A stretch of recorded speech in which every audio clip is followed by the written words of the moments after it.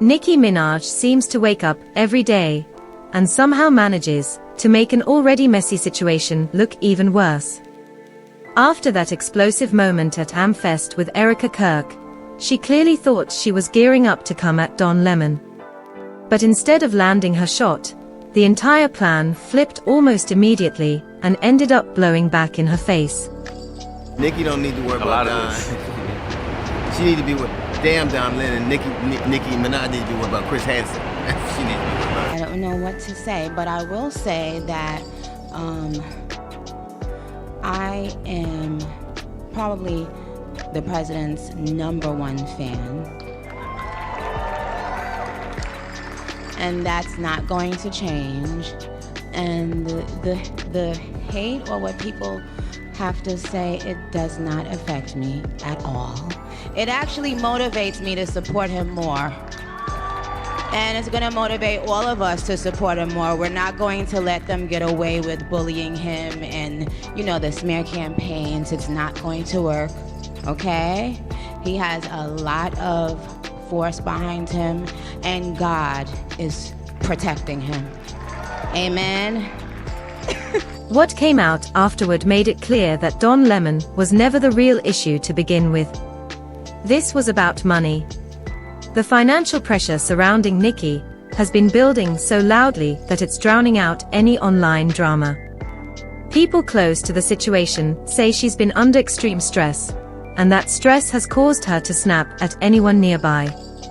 Online, many are saying her finances haven't been stable, and they point to her decision to stay loyal to her husband, Kenneth Petty, even when that loyalty kept dragging her into non-stop controversy.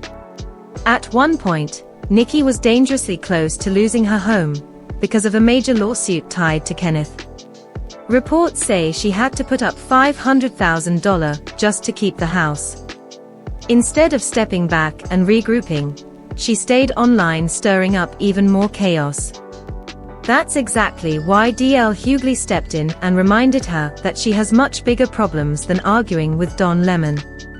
He said what many fans were already thinking, that her husband's legal issues have been draining her focus, energy, and finances, especially since she's the one carrying the financial burden. This is what I'll say to Nicki Minaj. I normally don't respond to things like this, but, you know, F it, I'm going to do it this time.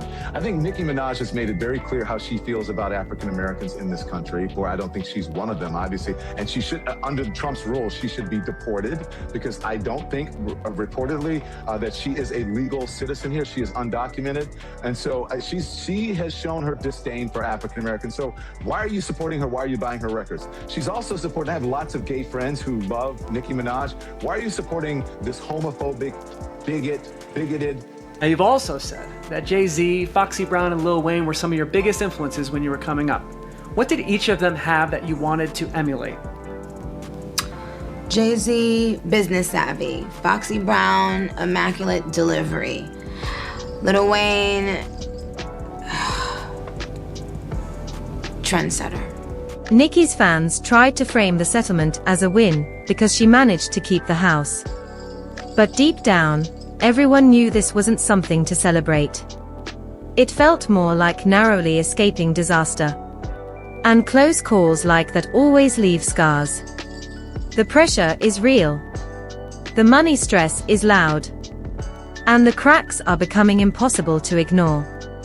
Being forced to pay $500,000 because your husband can't manage his own legal mess is a heavy hit for anyone, especially someone with a career as massive as Nicki Minaj's.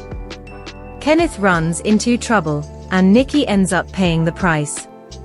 That alone is humiliating for someone who built an empire from the ground up. Now people online are saying she's aligning herself with Erica Kirk and stepping into political circles just to clean up the financial damage, with critics calling it desperation rather than strategy. Nicki Minaj's brother and his attorneys thought he would be walking out of court a free man today.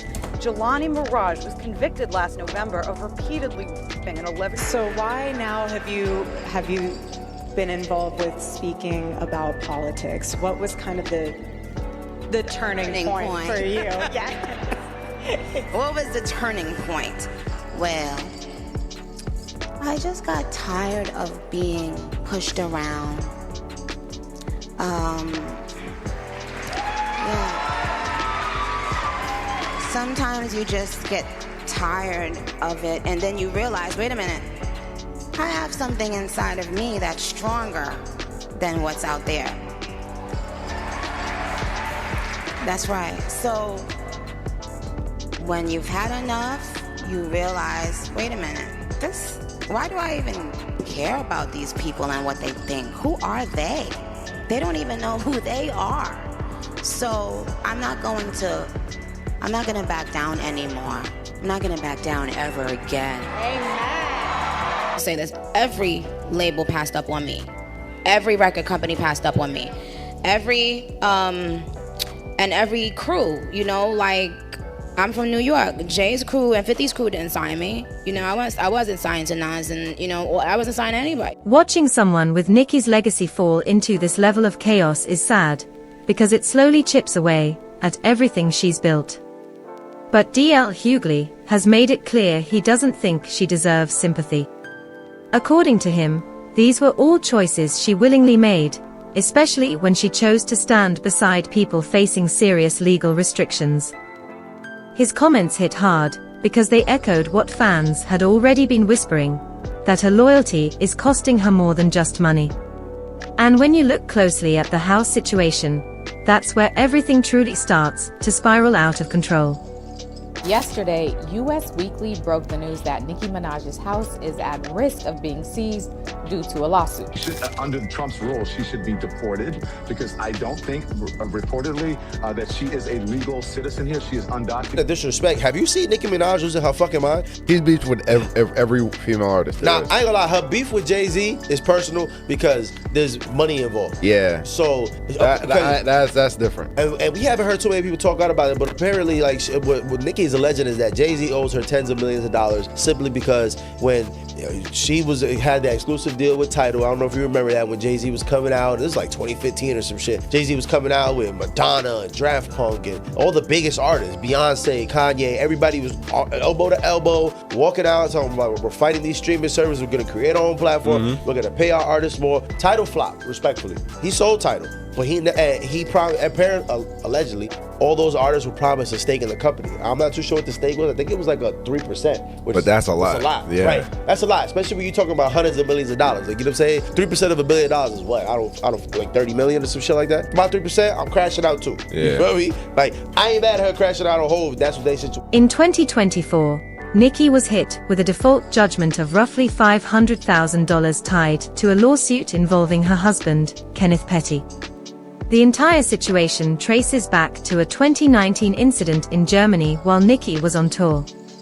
Reports say she got into a heated argument with a female security guard, and when things escalated, a male guard named Thomas Widner stepped in to calm things down.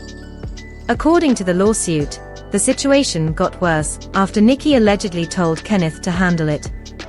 Thomas claims Kenneth approached from the side and struck him, causing a serious jaw injury. That single moment triggered years of court battles, heavy fines, and a financial storm that Nicki ultimately had to absorb. And that's the part people can't stop talking about.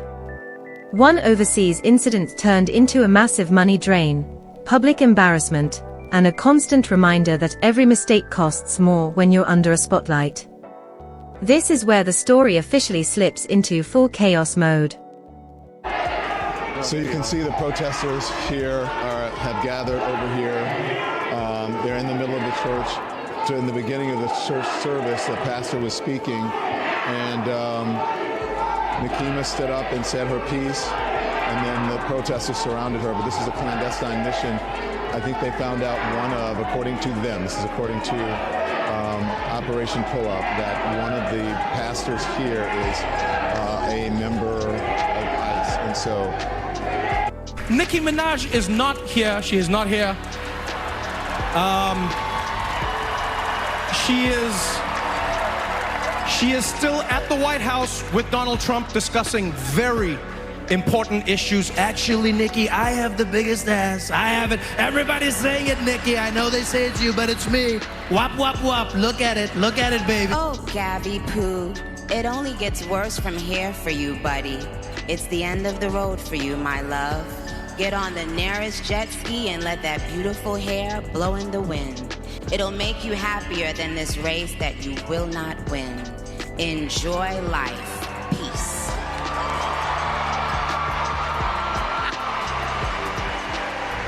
Okay. One more. Why not? Imagine being the guy running on wanting to see trans kids. Haha, not even a trans adult would run on that. Normal adults wake up and think they want to see healthy, safe, happy kids. Not Gav, the Gav Knots. Gav, not in, Gav out. Send in the next guy, I'm bored.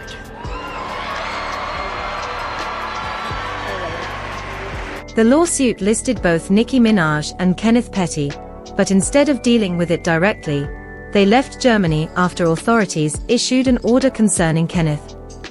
Neither of them appeared in court or responded to the claim, which led the judge to rule against them by default. That decision opened the door for things to get even worse.